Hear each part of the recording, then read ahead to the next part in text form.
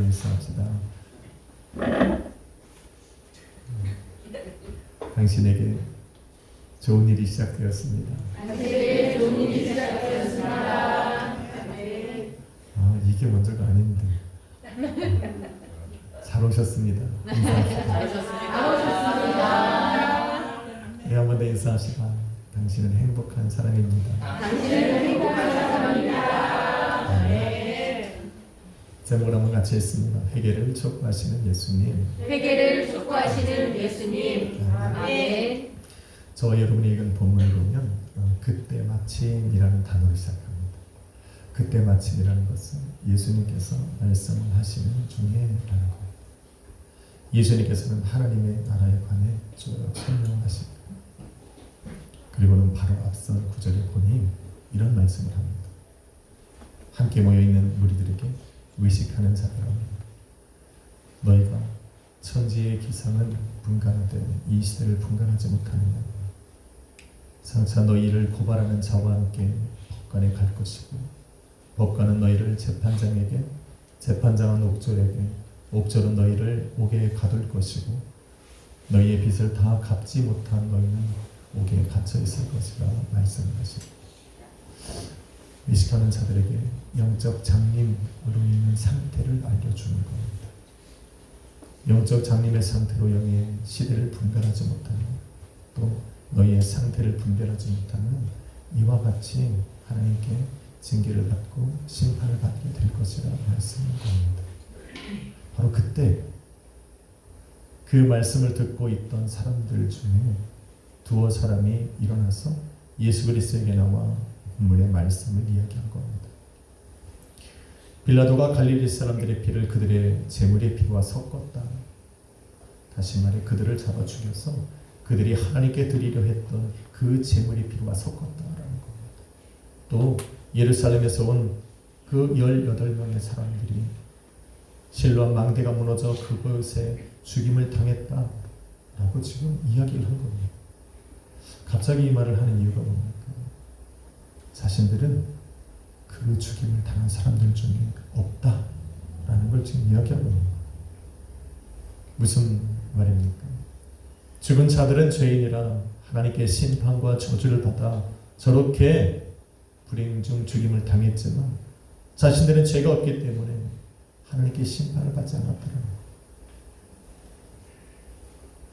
자신들에게 이런 불행한 일이 일어나지 않는 이유는 바로 하나님께서 우리를 심판할 이유가 없는 그런 죄인이 아니기 때문이라 지금 자신들을 어필하고 있는 거예요. 당신이 말했던 그런 영적 장님에 있는 사람들, 시대를 분별하지 못하는 사람들, 그래서 재판장에 넘겨지고 옥졸에게 넘겨져 옥에 갇혀야 하는 저 죄인들은 우리랑 상관이 없는 사람들이라 지금 이야기하고 있는 거예요. 예수님의 말씀에 정면으로 반박하고 있는 거예요. 우리는 고발당해 옥에 갇힐 그런 죄인이 아니라 강력하게 이야기를 하고 있는 거예요. 이들의 생각의 말을 이해하려면 이들이 왜 이러한 주장을 하고 있는 거냐면 이들의 그 신령 깊은 것을, 이스라엘 민족이 가지고 있는 그 선민 사상을 먼저 이해해야 합니다. 이들은 자신들이 하나님께 선택받은 민족이다 생각합니다. 맞습니다. 이스라엘은 하나님께서 택하신 하나님의 백성입니다.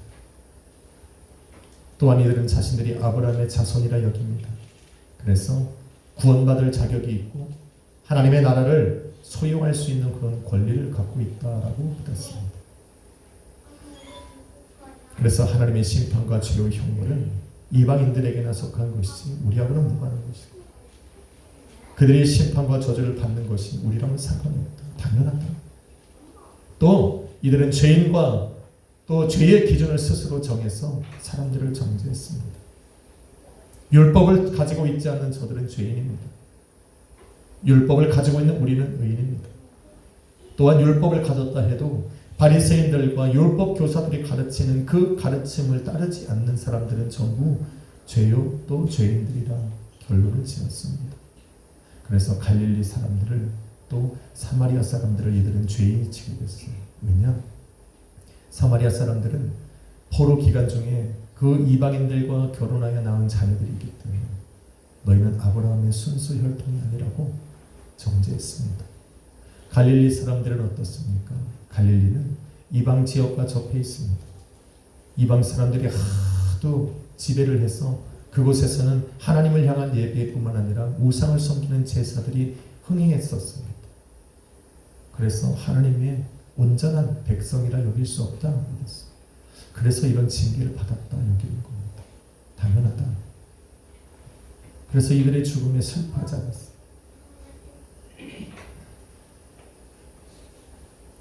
그래서 이들은 빌라도가 갈릴리 사람들을 죽여서 그들의 피를 그들이 드렸던 제물에 비해 섞은 것에 대해서 오히려 당연히 하다는 것을, 죄인이기 때문에 하나님의 심판과 징계로 죽임을 당하는 것이, 불행한 삶을 살아가는 것이 당연하다 여긴 겁니다.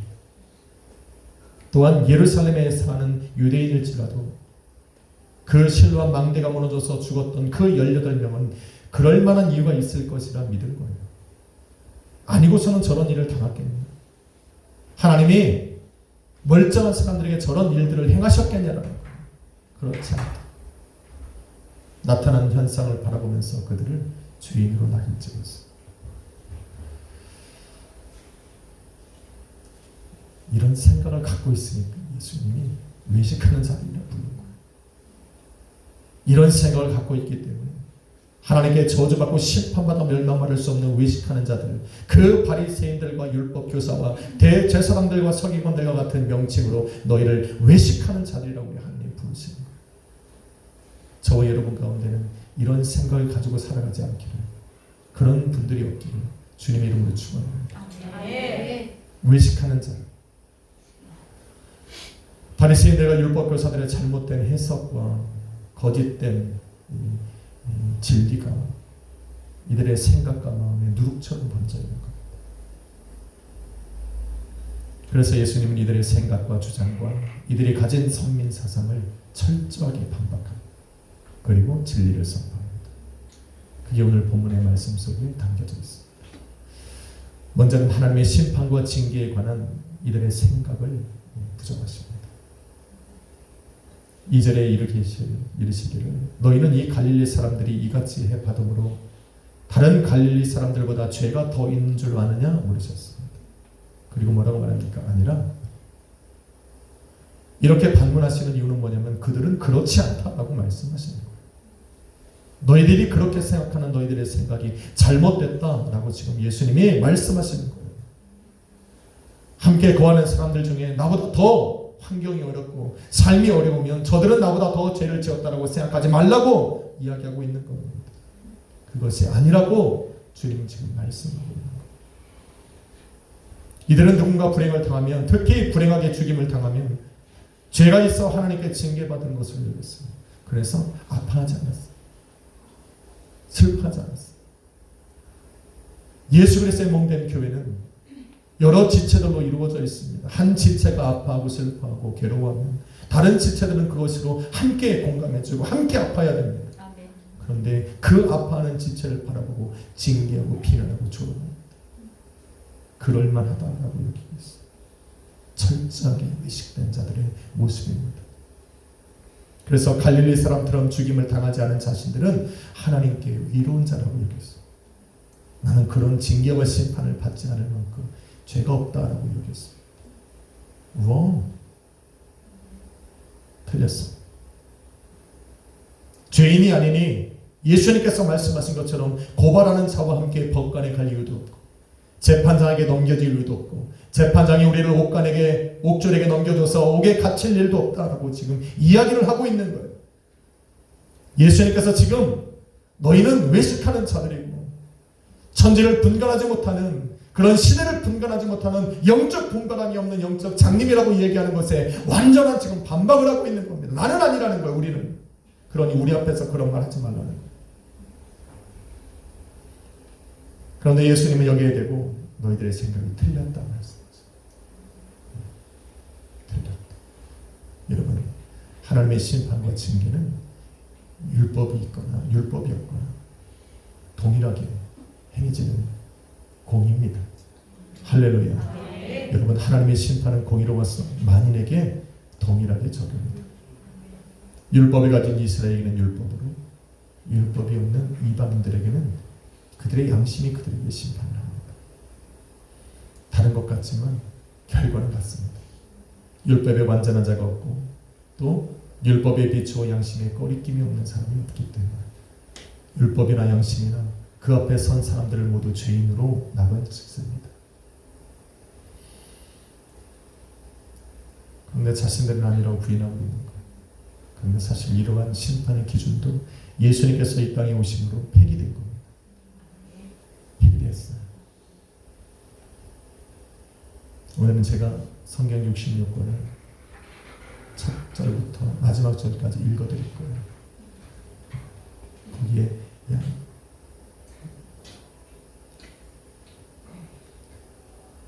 양심에 꺼리낌이 없는 분들은 여기 있을 이유가 없습니다.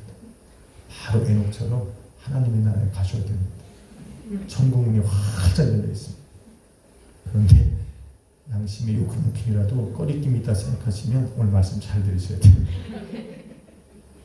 예수님께서 십자가에 못 박혀 죽으신 때로부터 율법을 가진 이스라엘도 율법이 없는 이방인들도 동일한 기준 아래 심판을 받습니다.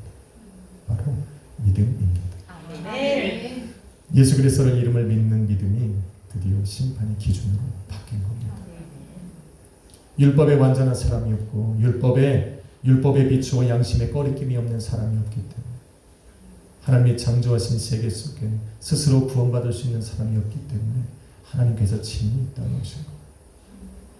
그리고 당신을 믿은 그 사람들을 위해 대속의 피를 흘려 죽으신 거예요. 그래서 예수 그리스도의 이름을 믿는 예수 그리스도의 십자가의 보혈 앞으로 나아가는 사람들은 바로 예수 그리스도의 죽음이 그들의 죄값이 되어서 심판과 징계로부터 벗어나 하나님의 구원과 영생으로 들어가게 되는 것입니다. 하나님의 마지막 심판대 앞에 섰을 때 우리가 잘했다 잘못했다 율법을 지켰다 못 지켰다 율법에 비추어 우리 양심이 깨끗하다 아니다가 중요한 것이 아니라 하나님 앞에 섰을 때 그들 안에 예수 그리스도의 이름이 있느냐가 그 믿는 믿음이 그들 안에 있느냐가 바로 심판의 기준이 되는 겁니다. 아멘. 할렐루야. 아멘. 한번 인사합시다. 당신에게는 믿음이 있습니다. 당신에게는 믿음이 있습니다. 바로 이것이 심판과 징계의 기준입니다. 할렐루야. 아멘. 둘째는 죄와 죄인의 기준을 정한 그들의 생각과 주장을 반박하십니다. 여러분, 죄는 관역을 빗나간 화살이라 말합니다. 다시 말해 우리가 있어야 할 하나님과 또 분리되어 있고 하나님의 말씀과 멀리 떨어져 있는 것이 죄라는 겁니다. 빗나간 화살을 다시 되돌리는 방법은 가서 주워오면 돼요. 가서 주워오면 돼요. 요즘에 저희 아이들 노는 방에 다트가 걸려져 있어요. 우리 아들과 설거지 내기를 하고 누가 이번 저녁을 할까 내기로 이렇게 던집니다. 하나님이 감사하게도 항상 저를 이기게 하시고 그래서 편하게 요즘에 살아가고 있어요. 하나님이 다트에까지 은혜를 주셔서 이기게 하신 하나님, 나는 승리 하나님을 만끽하고 살아갑니다.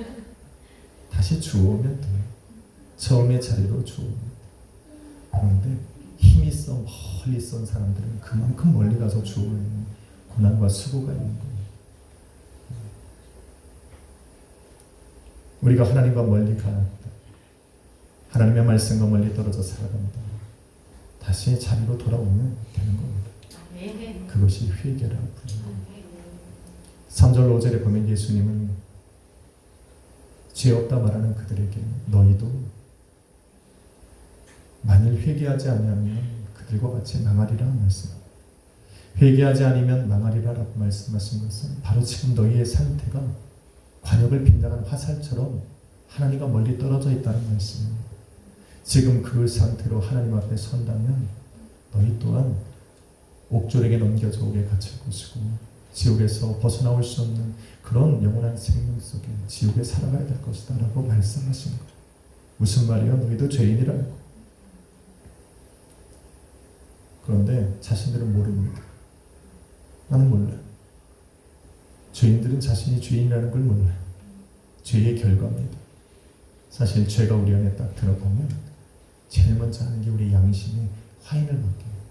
양심의 화인 맞다라는 것은 율법이 들어왔을 때도 죄를 죄로 인식하지 못하게 한다는 거예요. 이들은 분명 죄인이고 하나님 앞에 멀리 떨어져 있고 진리와 떨어져 살아감에도 불구하고 그들의 양심이 그것을 죄로 인식하지 못하게 합니다. 이것이 죄의 능력입니다. 권세입니다. 죄가 들어오면 그렇습니다. 마치 자신들의 율법을 온전히 지킬 수도 없으면서 지키는 자처럼 말하고 행동하게 합니다. 사람들 앞에 그런 모습으로 살아가게 합니다. 죄를 느끼지 못하니 죄인도 아닌 겁니다. 그런데 그들의 죄가 낱낱이 드러날 때가 있습니다. 언제입니까?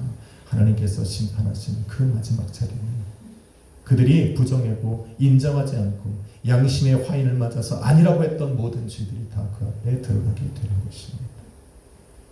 그러니 그 전에 뭐 해야 된다면 회개해야 된다는 말씀입니다. 그럼에도 죄에 대해 삐뚤어진 인식을 이들은 여전히 갖고 있습니다. 왜입니까? 누룩처럼 바리새인들과 율법교사들의 그 거짓 가르침과 잘못된 왜곡된 진리가 그들에게 퍼져 있어서 이미 그들의 마음과 생각이 온통 그런 이 왜곡된 진리로 가득 차 있는 거예요. 너희는 율법을 지키고 살아가는 하나님의 백성이야. 율법을 가진 하나님의 백성이야. 그래서 하나님의 징계와 심판은 너희와 무관한 것이라고 가르치고 있는 그 바리새인들의 생각과 그런 이 선포들이 그들의 생각과 마음에 이미 누룩처럼 퍼져져 있어요. 들을 기가 없습니다. 외식하는 자들의 특징은 마음이 닫히는 거예요. 진리를 아무리 알려줘도 진리와 무관한 들을 기가 없습니다. 자신들이 아무 병구 없이 이렇게 잘 살고 있는데 무슨 징계냐는 거예요. 나의 삶은 이렇게 평안한데 남들처럼 불행을 겪는 것도 아니고 그들처럼 불행한 죽음을 맞이한 것도 아닌데 내가 남면도부터 소경된 자도 아니고 혈류병에 걸린 여인도 아니고 목말라 괴로워하는 사람들도 아닌데 내가 왜 하나님 앞에 죄인이냐는 거예요. 하나님이 내가 만약에 죄인이면 이렇게 살아가게 하시겠냐라고 지금 예수님께 반문하고 있는 겁니다.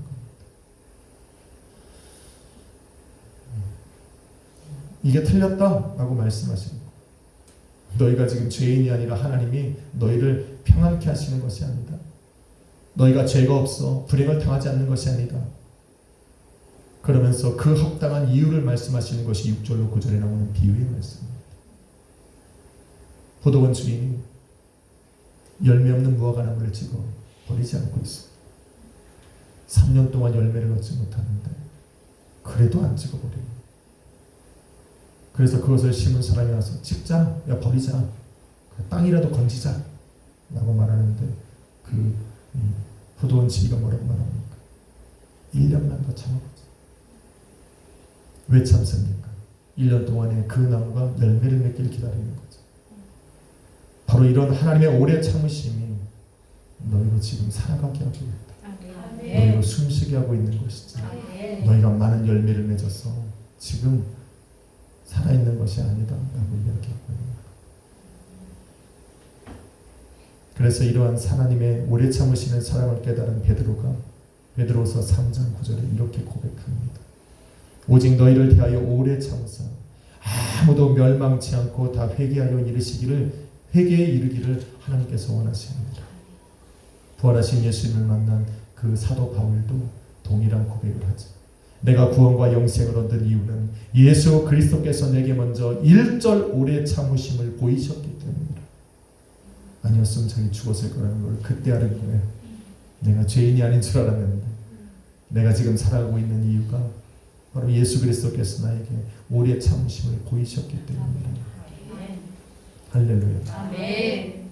하나님께서 오래 참으시는 그 사랑을 우리에게 베풀지 않으셨다면 우리는 여전히 이 자리에 있을 자격이 없습니다.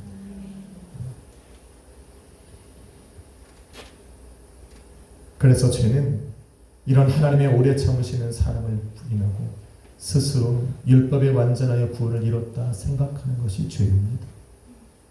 율법이 없어 죄가 아니라 이건 바로 이런 생각은 교만인 겁니다. 교만한 사람들에게는 치명적 오류가 있습니다. 이들이 믿고 또 이들이 하나님의 자녀라고 인식하고 있는 이 율법의 목적, 하나님께서 우리에게 율법을 주신 이유, 율법이 우리의 삶에 하는 역할을 잘 모른다라는 거. 여러분, 율법 로마서 5장 20절은 율법이 가입한 것은 범죄를 더하게 하려 함이라. 고린도전서 15장 56절은 사망이 쏘는 것은 죄요 죄의 권능은 율법이다.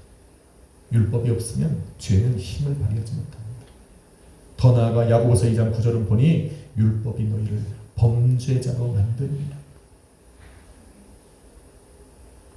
깜짝 놀라겠어요. 율법은 하나님께서 당신의 백성들에게 주신 이 거룩한 말씀입니다. 이 율법의 거룩함으로 그래서 거룩해질 수 있다고 생각했는데 오히려 이 율법의 거룩함이 그 율법을 받은 자들을 죄인으로 나눈 즉사입니다. 이걸 모르는 거예요. 죄를 깨닫게 해서 죄를 사하시는 예수 그리스도를 의지하며 그 주님 앞에 회개하게 만드는 것이 율법의 목적이라는 것을 잘 모르는 거예요. 율법을 주시면 율법을 지킬 수 없으면 알라는 거예요. 우리에게 사랑을 알려주시면 너희는 사랑할 자격이 없다라는 거예요. 그럴 수 없는 것을 깨달으라는 거예요. 그래서 그 사랑으로 우리를 구원하신 하나님 앞에 감사를 합니다. 율법 대신에 나를 용서하시고 회개하는 나를 죄 사하셔서 하나님의 자녀로 인도해 가시는 그 하나님만을 의지하라고 하는 것이 바로 율법의 목적입니다. 그런데 유대인들은 지금 그 율법이 거룩함이 자신들의 거룩함을 이루고 있다고 주장하는 거예요. 틀렸습니다.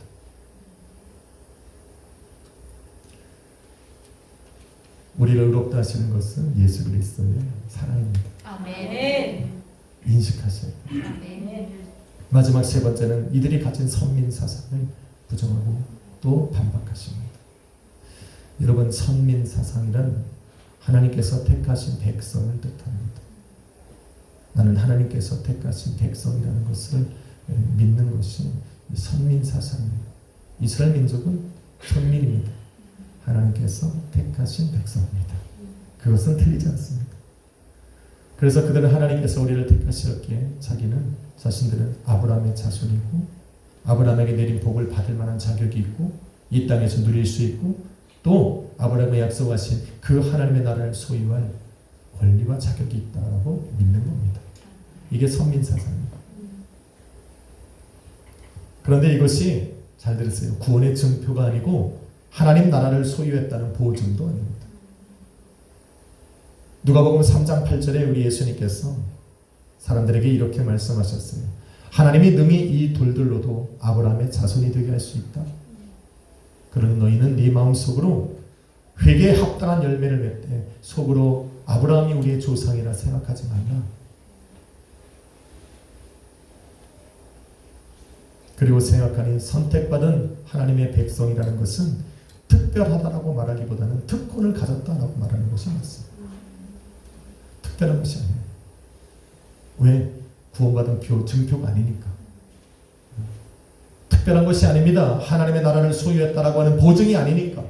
다만 하나님께 먼저 택하여 부르심을 받아 하나님의 백성이요 하나님의 자녀로 살아가고 있다라고 하는 것은 특권을 가졌다라고 하는 증거입니다. 어떤 특권입니까? 하나님께서 그 하나님의 나라에서 온 세상을 구원하시고자 하는 그 뜻과 계획을 먼저 깨달아 아는 특권. 그 하나님의 뜻대로 이 땅에 보내신 예수 그리스도를 먼저 영접하여 믿을 수 있는 특권. 또 하나, 그 예수 그리스도를 믿음으로 말미암아 구원받은 하나님의 자녀가 될 수 있는 특권. 또 구원받은 하나님의 자녀로서 그렇게 구원받아야 할 사람들에게 예수 그리스도의 복음을 전할 수 있는 축복의 특권. 그걸 가지고 있는 특권이에요.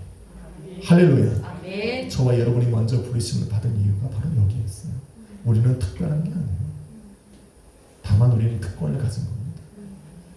하나님을 먼저 만나고 그 하나님 예수 그리스도를 영접하려 우리의 삶 가운데 하나님의 나라를 누릴 수 있는 하나님의 주권적 통찰에 살아가며 하나님께 기도하고 매달리고 하나님께 부르짖어 의지하며 살아갈 수 있는 특권을 누릴 수 있는 사람들입니다.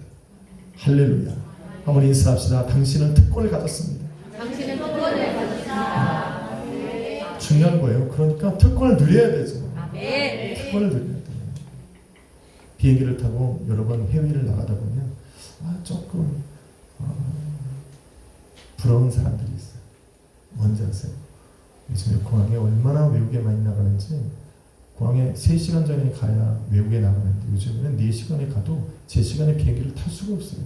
줄이 얼마나 서 있는지 몰라. 근데 우리는 막 뱀처럼 줄 서가지고 맨 끝에서 막 이러고 있는데, 어떤 사람은 스페셜 라인이 있어요. 그냥 거기는 이렇게 된 게 아니라 그냥 이렇게 뚫려 있어요. 여기서 저 문처럼 그냥 싹 들어가면 돼요. 그 누구냐면 패스에 딱 이렇게 써요. 1등석 가진 사람, 다이아몬드, 또 골든 회원 딱 이렇게 있는 거예요. 그거 한번 모르고 한번 글리 한번 들어가려다가 저기 여권 딱 보더니 바로 뒤로 가 줄 서라고 그러더라고요. 기분이 별로 안 좋다. 특권은 누리라고 있는 거예요. 특권은 누리라고 있는 거예요. 여러분에게 솔직히 한번 고백할게요. 제가 한번 제주도 갈 때 사실은 비즈니스석을 한번 끊었어요. 그때 자리가 좀 남아서 10,000원 더 주고 비즈니스석을 끊었어요. 그래가지고 한번 그 특권을 한번 누려보려고 다 기다리고 있는데, 제가 안 오니까 탑승을 안 시작하는 거예요. 제 이름을 계속 부르는 거예요. 제 이름을 계속 부르는 거예요, 방송으로. 그래서 얼마나 저는 사실은 들렸거든요. 저 나가면 되거든요. 조금 더 누리겠다고 거기 서 있었습니다. 김영호 시장님, 우리도 할 수 있어요. 제 이름을 계속 부르는 거예요. 그래서 한참 있다가 이제 좀 민망하잖아요. 그래서 살짝 나갔더니 이거든요. 먼저, 제일 먼저.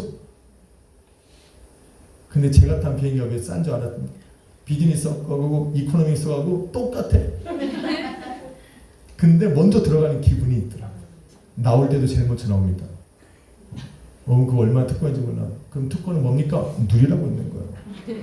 아니, 정 목사가 돈이 많나? 일단 아니 10,000원 차이였다 그때. 저가한 거 10,000원이었다.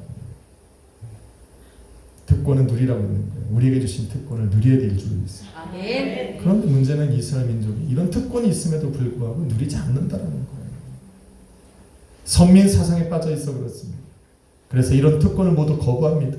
오히려 하나님 나라와 멀리 떨어져 살면서도 율법의 거룩함으로 자신의 거룩함을 이루려 하고 살아갑니다. 하나님 앞에 분명히 죄인임에도 불구하고 스스로 죄인이 아니라고 거부하며 살아갑니다. 부정하며 살아갑니다. 지금 나의 삶을 봐라. 내가 어디 죄인의 삶이니? 지금 나의 삶을 봐라. 더러운 불행당하는 사람들과 다르지 않느냐? 나는 하나님께 심판받고 징계받을 그런 사람이 아니라고 지금 스스로 지금 만족하고 살아가고 있는 거예요. 이런 주님께서, 이런 사람들에게 주님께서 요구한 것이 뭡니까? 회개하라는 거예요. 회개하라. 회개에 합당한 열매를 맺어.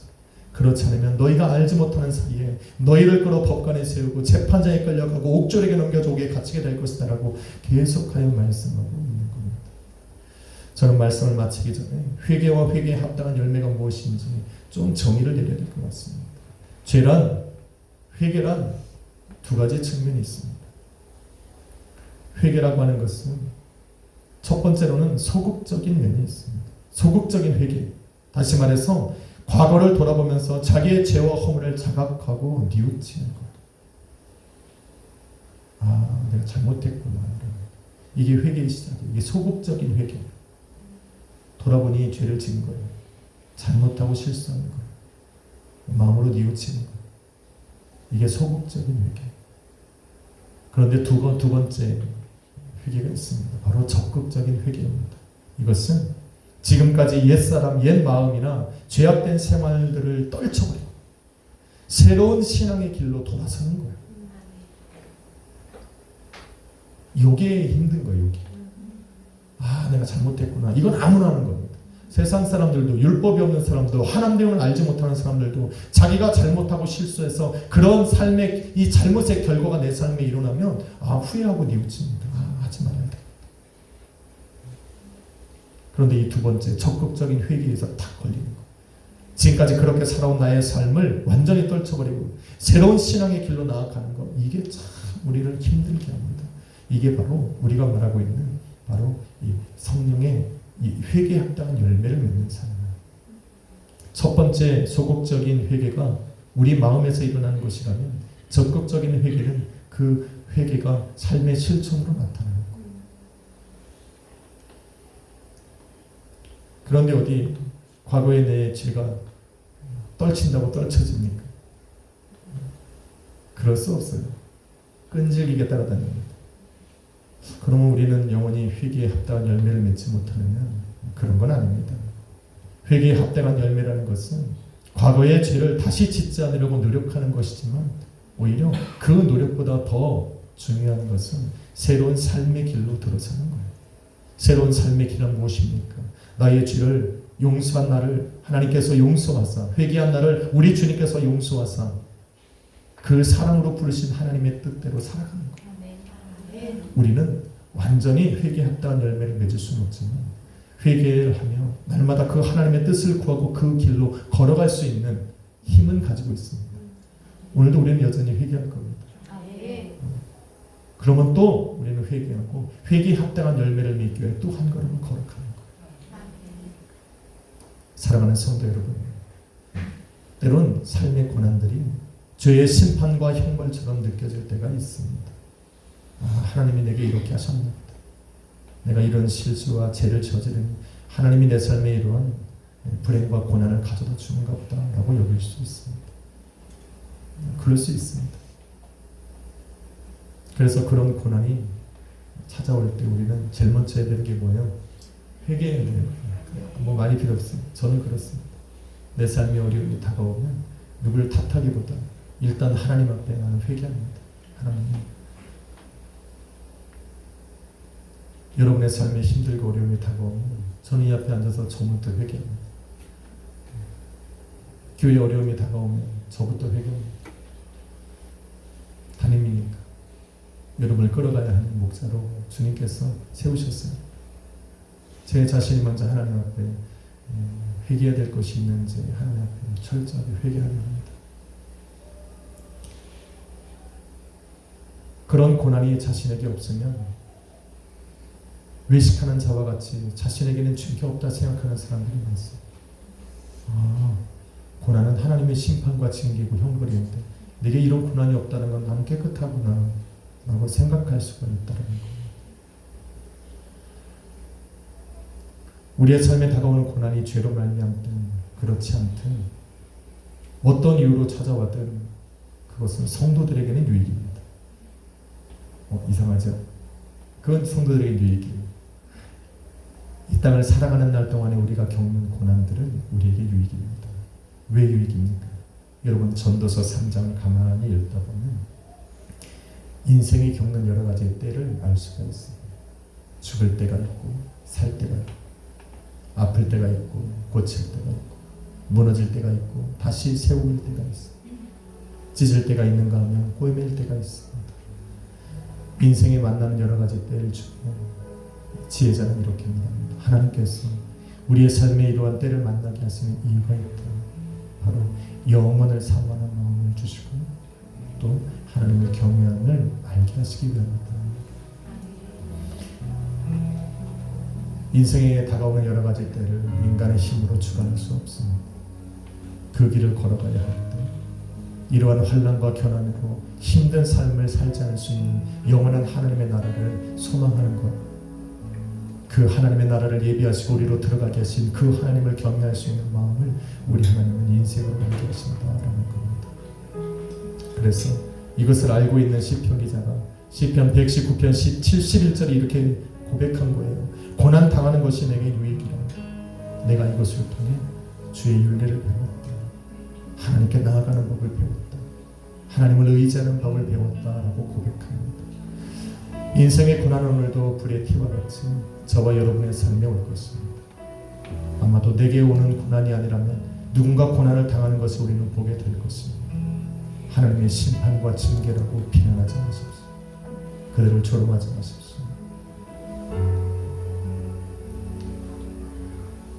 오히려 그들 중에도 그들이 회개하고 돌아와서 하나님의 은혜 가운데 들어갈 수 있을지 모릅니다. 의인과 죄인의 다른 점은 고난을 겪지 않고 겪는 것이 아니라 고난 중에 이겨나가는 방법이 다릅니다. 의인들은 고난 중에 하나님께 한 걸음 더 나아갑니다. 하나님을 알지 못하는 사람들은 하나님께로부터 한 걸음 더 멀어져 갑니다. 하나님께로 한 걸음 더 나아가는 사람에게는 약속하신 복이 있습니다. 시편 34편 19절에 보니 의인은 고난이 많으니 하나님께서 그 모든 고난에서 그들을 건져내십니다. 아멘. 이것이 저와 여러분에게 주신 약속이고 축복입니다. 여러분, 회개는 모든 죄인에게 구원을 이루는 시작이지만 이미 예수 그리스도 앞에 한번 회개하고 하나님의 자녀가 된 우리들에게는 회개라는 것은 축복의 시작입니다.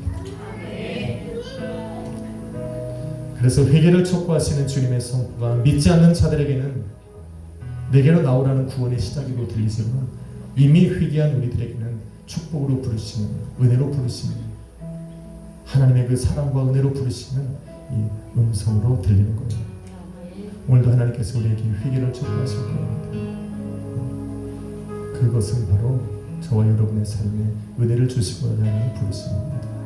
그 부르심을 듣고 오늘도 우리 회개하고 나갑니다.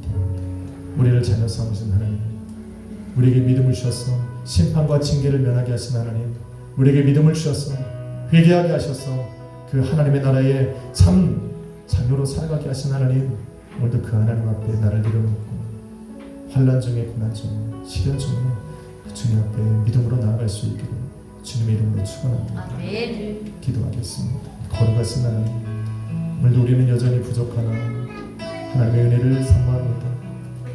내 삶에 다가오는 고난 중에서도 우리는 주님께로 한 걸음 더 나아가고 평안히 길을 갈 때도 우리는 주님만을 바라고 있지 않습니다. 주님, 우리 약속의 교회 성도님들 고난의 길을 걸을 때 동행하여 주시고 고난 중에 주님을 바라보게 하시고 오늘도 주님께서 회복하시는 그 은혜 속에 다시 한번 생기롭게 하여 주옵소서. 주님 감사합니다. 예수의 피가 우리를 살립니다. 예수의 피가 우리의 은혜입니다. 자격 없는 내가 아닌 오직 예수 그리스도의 보혈로 나아가는 그 십자가의 보혈과 그 완전하신 사랑 앞에 우리의 삶을 되어드리는 우리 약속의 교회 성도님들 기도하여 주옵소서. 오늘도 우리를 사랑하사 십자가 못 박혀 죽으신 예수 그리스도의 이름으로 기도했습니다. 사랑합니다. 주의 보좌, 주의 보좌로 나아갈 때 어떻게 나가야 할까? 나를 구원한 주의 십자가 그것을 믿으며 가네. 주의 보좌로, 주의 보좌로 나아갈 때 나 여전히 부족하다.